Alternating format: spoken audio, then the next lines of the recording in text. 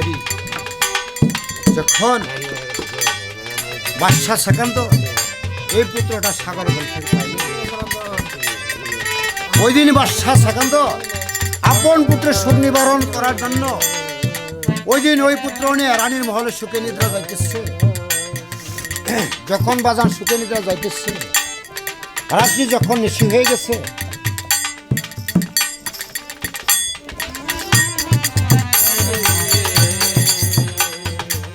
রাত্রি যখন নিশি হয়ে গেছে, এমন সময় অজুবা সুন্দরী বাজান এমন একটা স্বপ্ন দেখলেন। স্বপ্ন দেখে বাজান ঘুমের তালে থরথর করে কেঁপে উঠলেন। বাদশাহ সেকান্দর জাগা না পেয়ে দেখে ওই অজুবা সুন্দরী বাজান ঘুমের তালে থরথর করে কাঁপতেছে। বাদশাহ সেকান্দর দেখলো বুকের তালে হাত দিচ্ছে, হাত দেওয়া বলতো রানী, রাত্র নিশি যুগে কেন তুমি ঘুমের তালে থরথর করে কাঁপতে? এর মানে কি আমাকে বলে দিতে হবে? একটু বুঝিয়ে না যায়, এর মানে কি আমাকে বলে দিতে হবে? এই কথা যখন বললেন, ওই রানী বাদশার কাছেও নিষে কি জবাব দিতেছে, ওরে করিয়ারি তু স্থান ওই মা অজুবা জবতী আপন পতির সঙ্গে সেই দিন করিলেন রতি। সেই রাত্রে স্বপন বাবা হাইরে অজুবা দেখিল, আকাশের চন্দ্রমায়ের গর্ভেতে আসিল। ওই স্বপন দেখিয়া মায়ে হাই গই উঠিল কাঁপিয়া। জিজ্ঞাসিল বাদশাহ সেকান্দর ওই সময় বুকে হাত দিয়া, ওরা কি কারণে কাঁদছ প্রিয়? হাই গো কৌহ বিদারণ। রানী বলে, শোনো প্রভু মুর নিবেদন। ওই উত্তরে গগনের চাঁদ গো হাই গো প্রবেশিল তাতে। স্বপন দেখিয়া প্রাণ গো ওই দিন লাগিল কাঁপিতে।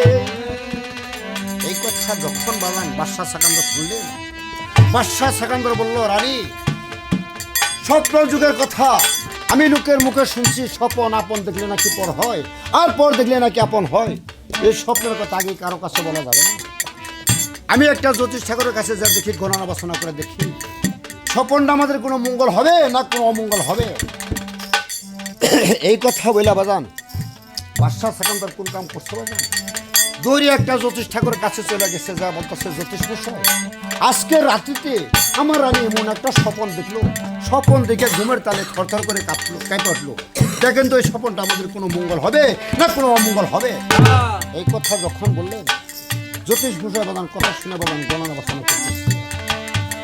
গণনা বাসনা করতে করতে যা দেখে বাজান আল্লাহ তাআলাই ওই রানীর ঘরে আর একটা ছেলে সন্তান বাজান দান করেছে। শুনে বাজান বাদশার মনটা খুশি হয়ে গেছে। বাদশায় দৌড়িয়া বাজান সে রানীর ঘরে যাইতেছে। ধীরে ধীরে বাদশাহ সেকান্দর বাজান কইরাছে, ওই রানীর মহলে যেতে বলছে দর্শন হেনকালে অজুবা সুন্দরী বাজান ডিস্টার্ব করে চাই। বাদশাহ সেকান্দরকে সামনে খাড়া কেবল দেখিবারে পায়। বাদশাহ সেকান্দর বলতেছে, রানী রাত্রের 4টা বাগাছে, কারণ কালী সন্ধ্যার সময় যে সময় বাজান আমরা বাতি লাগাই, এই সময় যে বাজান কেউ কোনো কিছু ধরে বাজান ওকে ধরে পেতু নিয়ে, আরেকটা সময় আছে রাত 8টা এবং 10টা, এই সময় যে বাজান কেউ কোনো কিছু ধরে বাজান গো ওকে ধরে বুতে, আরেকটা সময় আছে রাত 1টা 1:30 যাকে বাজান আমরা 12 বলি, এই সময় যে বাজান কেউ কোনো কিছু ধরে বাজান ওকে ধরে জিনে, আরেকটা সময় আছে পরবাতের পরে এবং ফজরের নামাজের আগে, এই সময় যে বাজান কেউ কোনো কিছু ধরে বাজান ওকে ধরে পড়িয়ে। বাদশাহ সেকান্দর বলতেছে, রানী এই যে রাত্রের 4টা ভাগ আছে, ইয়ার কোন ভাগে তুমি স্বপনটা দেখেছ? রানী বলতেছে, হুজুর বেদবি মাফ করবেন, এই স্বপনটা আমি পরবাতের পরে এবং ফজরের নামাজের আগে আমি স্বপনটা দেখেছি। কথা শুনে বাজান বাদশাহ সেকান্দর বলতেছে, ও রানী আমি বলি তোমার তরে এই কথা যখন বলছে বাজান গো, ওই সন্তানটা মায়ের গর্ভে সে কিভাবে আসতেছে বাজান, দিনের পর দিন চলে যাইতেছে, মাসের পর মাস আসতেছে, এইভাবে সে মায়ের উদ্ধার খানি বাজান বাড়তেছে না, সে কিভাবে বাড়তেছে? আরে মেয়ে ভাই তা বলতে হবে।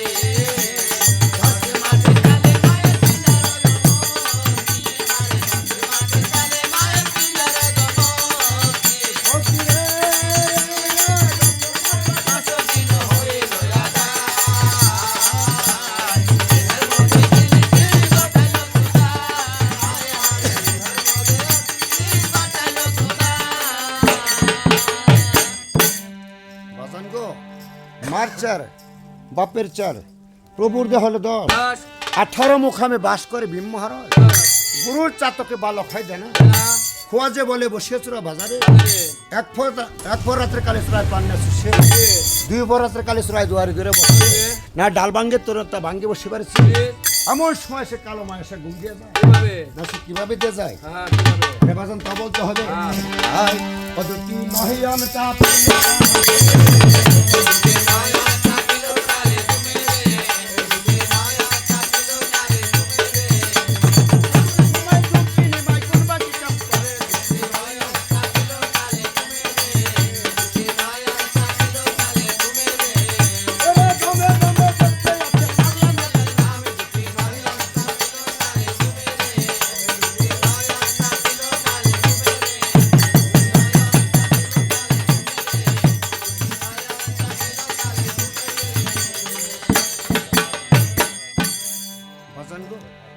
দশে হলো 10 দশা আর গর্ভবতী মা বোনদের বাজান এটা হলো সবচেয়ে বড় দশা হয়তো বাজান এই নিদান কালে গাছটা বাইসা থাকে ফলটা চলে যায় হয়তো ফলটা বাইসা থাকে গাছটা চলে যায় এমনও সময় আছে বাজান গাছ ফল দুটোটা চলে যায় তাই ওই মার যখন বাজান 10 মাস 10 দিন আদায় হয়ে গেছে ওই মার যখন সে প্রসব বেদনা আরম্ভ হয়ে গেছে ওই প্রসব বেদনা থেকে মায় তাকে তো কি করতেছে বাজান দেখে বাজান মায়ের পাশে কোনো লোকজন নেই মাই কার কাছে দাঁড়ায় আর কার কাছে যায় বলেন বাজান মায়ের মনের কথাটা খুলে বলুন বাজান মায়ের এমন কোনো বান্ধব দেশে নাই বাজান ওই সময় মার কাছে নেই মাই ওই প্রসব বেদনা চুঠে মা হয় গাছের সঙ্গে মাথা মারতেছে আর যার যার হয়ে কাঁদতেছে আর মায়ের সঙ্গে ব্যাগটা ছাড়ছে